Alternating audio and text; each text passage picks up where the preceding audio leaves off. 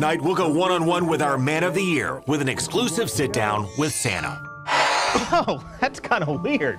And it's our year in review. As always, we'll lampoon politicians on both sides with a holiday twist. Merry Christmas, Mr. Trump! Like to punch him in the face, I'll tell you. Plus, we'll celebrate Festivus with an airing of grievances and lighten the mood with our holiday choir. Santa Claus is coming to my hometown. But we'll start with a parody of the year in politics with our investigation of election meddling from the Grinch. And I'm right behind him like, ski! This is the Money, Power, and Politics Holiday Special. You're a foul one, Mr. Grinch. By even his standards, the Grinch was too surly, for he stole things this year, nearly 12 months too early.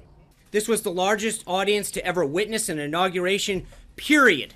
After stealing a slice of Trump's record crowd size, he exposed the new way they describe their own lies. You're saying it's a falsehood, and they're giving Sean Spicer, our press secretary, gave alternative facts. Then after rating the biggest event of all time, he made Michael Flynn eat his words about crime. Lock her up. That's right. Yeah, that's right. Lock her up. He didn't just take from the powers that be. He also stole all of Mitt's dignity. I'm one person who will not vote for a Mormon. Oh, is that right? Can I shake your hand anyway? No. Okay. No. And as that green fiend snitched as much as he can, he left one little thing that both is and is not a ban. The ban. It's not a travel ban. This is a ban. That's not a ban. This is not a travel ban. This is a temporary pause. We're going to have a very, very strict ban. Because when we use words like travel ban, that misrepresents what it is. And just when the Grinch took nearly all he could see, Trump gave him more when he fired James Comey. This hearing will come to order. Mr. Comey, do you cringe when you read the president's tweets? I do. The Grinch took those tweets and added a touch. Claims of wiretapping phones may have been a little too much, but as Democrats sighed and called him a dope, the Grinch stole all their thunder and gave them false hope. And my job is to shut other white people down when they want to interrupt. He stole the state party's leaders in the course of a week, one known for her blunders and the other a creep. And speaking of creeps, the Grinch cleaned them all out from the floor of the Senate to the dean of the House. And he left them a slew of embarrassing gaffes. And given now what we know, they should no longer draw laughs. I hope you were as much fun on that dais as you were on your couch. Oh, my Lord. It was all rather fiendish and as sad as can be. It makes you all wonder if there was one Grinch or three. Is there only one Grinch, or are there many right now in the halls of Congress? There is only one true Grinch, and that's this guy. Those other guys are imposters. Mr. Grinch. All right, while the Grinch stole quite a bit from our politicians, he gave us a lot of material to work with, which brings us to something that started as a joke. A Festivus for the rest of us. And what started as a made-up holiday on Seinfeld came to life a few years ago in the Florida State Capitol. Happy Festivus, everyone. Basically, with Festivus, instead of or in addition to a tree, you put up an aluminum pole and then you hold an airing of grievances. I hope it doesn't involve violence. No violence. Basically, people just get really worked up. Did you have a conversation? Mr. Chairman? I am tired of this. Then you tell people how much they disappointed you with a bunch of pointed questions. Are you stupid? Then you go for the kill. America is a better country. Without you. Thank you for those kind sentiments. Now, last year, as you may recall, our airing of grievances kicked off with Lindsey Graham. My party is going bat crazy. Well, this year we also invited the Mooch, but he wound up celebrating Festivus a little too early by getting Priebus canned, then calling one of the boss guys a then getting himself canned within the course of a week. Oops. And so we offered the next round to Speaker Paul Ryan, who wound up spending this weekend with some Hollywood Republicans. A Hollywood Republican. That is an oxymoron. Which clearly was the word that Rex Tillerson was searching for. Not bad. We'll give him one more round to send it home. I don't think I've seen this many New York liberals, this many Wall Street CEOs in one room since my last visit to the White House. Yeah, but the White House always gets the last word in our airing of grievances. And this year, President Trump worked up his airing into a full-on celebrity roast. President Trump, take it away. Tomorrow they will say, Donald Trump rants and raves at the press. I'm just telling you, you're dishonest people. Hillary Clinton did a reset. Remember with the stupid plastic button that made us all look like a bunch of jerks? Here, take a look. He looked at her like, what the hell is she doing? I guess it was the biggest electoral college win since Ronald Reagan. Well, I was given that information. There's nobody I have more respect for, well, maybe a little bit, but than reporters. And the leaks are absolutely real. The news is fake. I don't mind bad stories. I can handle a bad story better than anybody. We do have other people. You do have other people, and your ratings aren't as good as some of the other people that are waiting. Russia is a ruse. I have nothing to do with Russia. We had a very smooth rollout of the travel ban. This administration is running like a fine-tuned machine. As they say, never Trump. Now, Festivus always wraps up with the feats of strength, and that's our next stop. This is not the feats of strength. Hold on, what's... Craig, you left me in the mailroom. I've been here for like a year. I can't believe you forgot that I was here. What do you mean? Was that door not locked? It was never locked. This is just our video vault. This is where we put our tapes and stuff. This is the mailroom. This is where I used to answer the email. You thought it was the mailroom. This is your Shutter Island moment. No, it was just a... No, we did this on your little TV program. Is it still on the air, by the way? I think it is. Oh, congratulations. Well, I know it wasn't doing it for a while there. But I used to read the emails, and I used to do the tweets, and... How are the ratings without me? Wait, I don't want to know. Never mind, I don't want to know. That was back when the show was funny. Oh, those are the good old days. Remember that when it's funny? Well, we were doing these mockumentaries for the Civil War, then people started refighting the Civil War, and I thought, oh, what's the point? But we've lost something. We've lost the magic. Well, I bet you're doing your Christmas special, aren't you? Yeah, but it's all a bunch of people fussing and fighting, and it's just not the... it's not the same anymore. I forgot about you. I left you here for 9 months. What am I doing here? This is no, I'm done. Craig, well, now I feel bad. Now, you know what? We need to remind Craig how important it is that we have him and how different the world might be without him.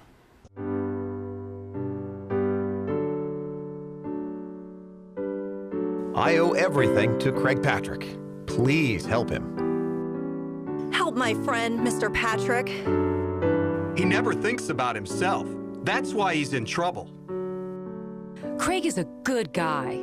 Give him a break. Something's the matter with Daddy. Doggone it, why I started this penny-annual show, I'll never know. You didn't? Clarence, Charlie, Clarence here. Hey, Bob. You don't have a show, Craig. I granted your wish. It never happened. What are you talking about? It's on right now. No. That's Marissa Lynn's show. It's her variety show. Just got picked up nationwide, coast to coast. Look at that. She's doing your Grinch bit. And that brings us to our annual visit from the Grinch. Holy mackerel. Coming up next on the show. Oh, don't you know me, Mari? Don't you know me, Mari? What are you even doing here? I know what I'm doing here. I know what I'm doing tomorrow and the next day and the next year and the year after. Oh, it's me, Mari. Don't you know me, Mari? I'm not Mary. I'm Marissa. Oh, don't you know me, Marissa? No, I don't. Marissa. Sorry. I want a show back. I want a show back. I want a show back. Are you okay, Craig? Your mouth is bleeding. My mouth's bleeding. My mouth's bleeding. My mouth's bleeding. What do you know about that? Merry Christmas, Mr. Trump. I'd like to punch him in the face, I'll tell you. Merry Christmas, you wonderful old Mr. De Niro. I'd like to punch him in the face. I just got punched in the face. Isn't it wonderful? Where's Charlie? We stuck him back in the mailroom. And check it out. Every time the bell rings, he gets more mail. Oh. That's right. That's right. Attaboy, Charlie.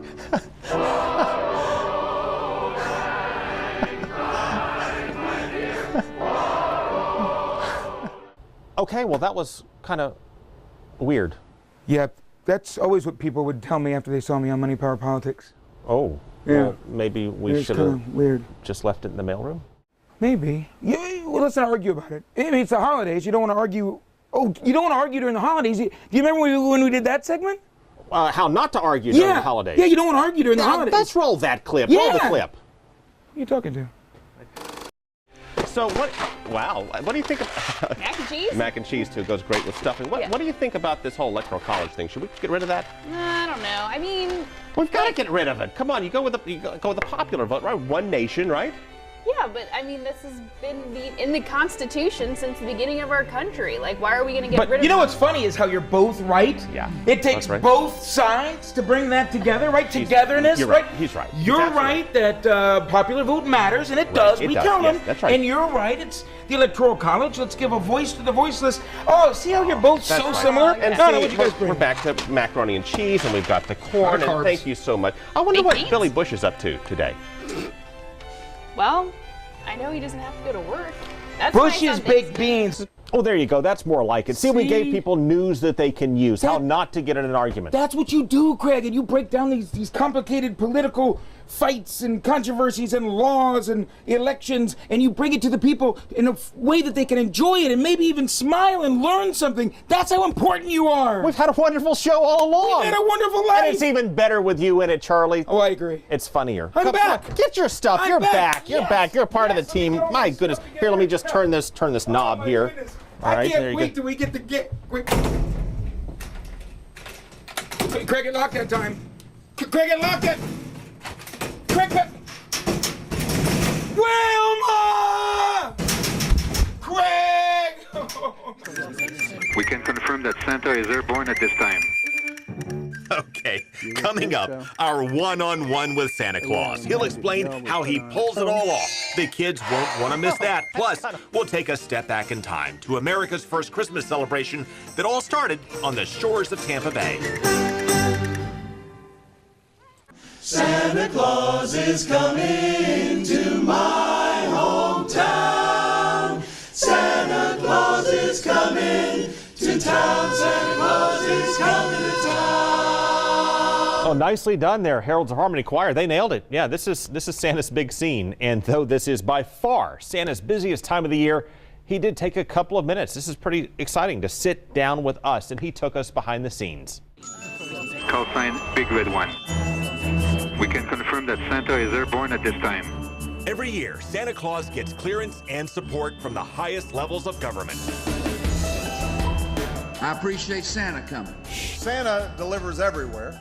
But now we finally know how he does it. 47 factorial divided by 6 factorial.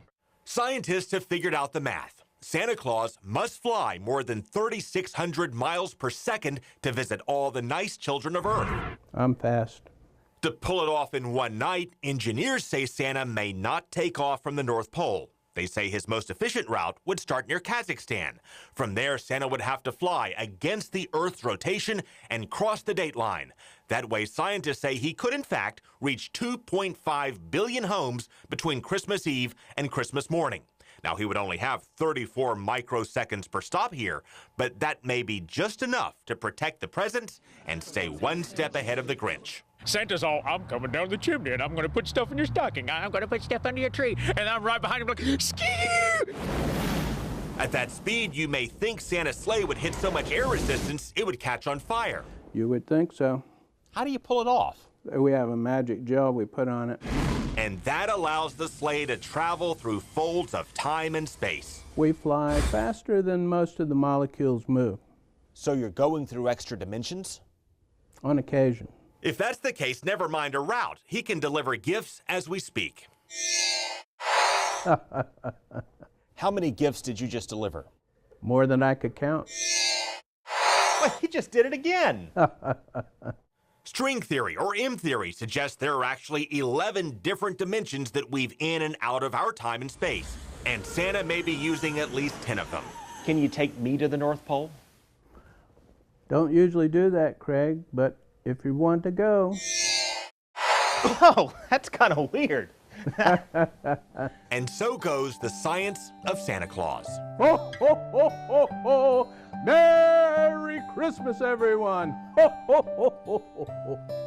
Yeah, Santa also told us he got a lot of requests for Star Wars toys this year, as this year brought us the gift of Episode 8, The Last Jedi. The Force is Fits right into our holiday politics special because, in a way, the story of Star Wars mirrors America's story. Both launched as revolutionary experiments, took off with a combination of imagination and innovation the world had never seen before, then bogged down in politics, and then it just turned into a circus with Jar Jar Binks and Roy Moore. What more can you say? The Empire will strike back. Yeah, see, Ted Cruz gets Star Wars like so many children of the 1980s, which incidentally puts him light years ahead of Marco Rubio, who tries to talk a good game but has no idea what he's talking about. I think I had the Death Star, but it kept breaking, just like it did in Part 2. And Empire Strike Back, when it blew up because the guy got that rocket to go into that hole, remember that? But while politicians on both sides try to relate to Star Wars, they also see it in two very different ways. What's going to become of this galactic republic? Hopefully good things in the future. For example, to hear Democrats tell it, before Obama, we were led by a team of Sith Lords with an apprentice and his master behind the scenes, leading us into a trumped-up war. Democrats elected Obama as the new hope, a guardian of peace and justice, seeking change in troubled times. But to hear Republicans tell it, they had to drain the swamp last year because President Obama transformed into the emperor before their very eyes. I believe in the Constitution and I will obey the Constitution of the United States. Believe me, the idea of doing things on my own is very tempting. I should somehow, do a Jedi mind meld. Wherever and whenever I can take steps without legislation, that's what I'm going to do. But then Democrats nominated Hillary Clinton, and just as Luke had warned the real emperor, her overconfidence was her weakness. Then, of course, Democrats saw it just the other way around when Trump took over. The Chancellor's been elaborating on a plot by the Jedi to overthrow the Senate. The Republic will be reorganized into the first galactic empire. But neither Trump nor Obama nor Bush were emperors, and each of their own struggles to govern prove that. And we may all be better off if each side would not see the other side as a dark side, no matter what Ted Cruz may have said in the Senate. Mike Lee, I am your father.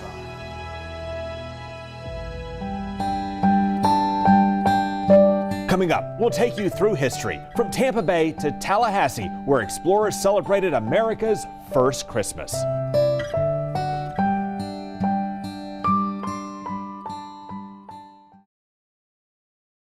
We have a fascinating Christmas story they don't always teach in history class, because Florida celebrated America's first Christmas, and it all started on the south end of Tampa Bay.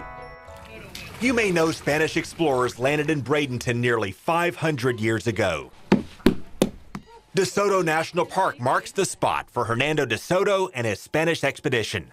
But you may not know these early explorers also celebrated America's first Christmas, or rather they celebrated in a land that would become the United States nearly 250 years later. Soto brought priests along, and that as observant Catholics they would have had a Christmas Mass.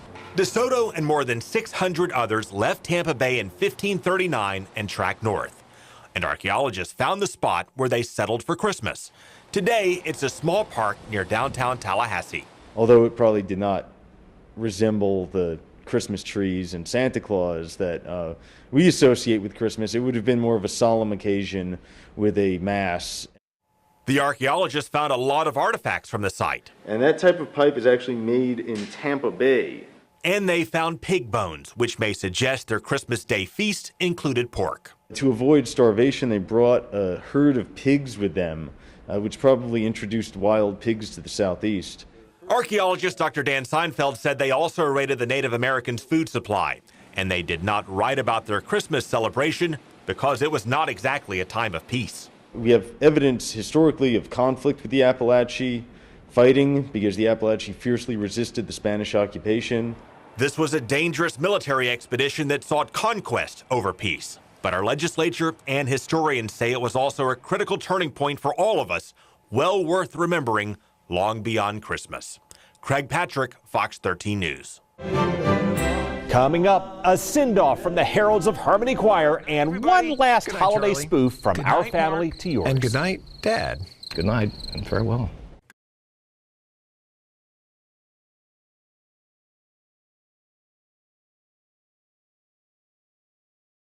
Well, we all have our favorite holiday shows. Mine might be It's a Wonderful Life. Maybe It's a Christmas Story.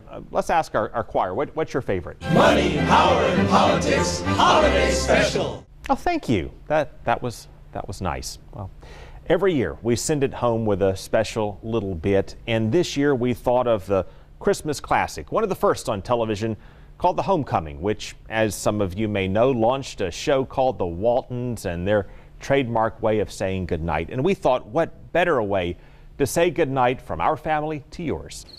Everybody quiet down now and get some sleep. Good night, everybody. Good night, Linda. Good night, Vanessa. Good night, everybody. Teacher says every time a bell rings, an angel gets its wings. Wrong movie, Russell. We're doing The Waltons here. Oh, sorry.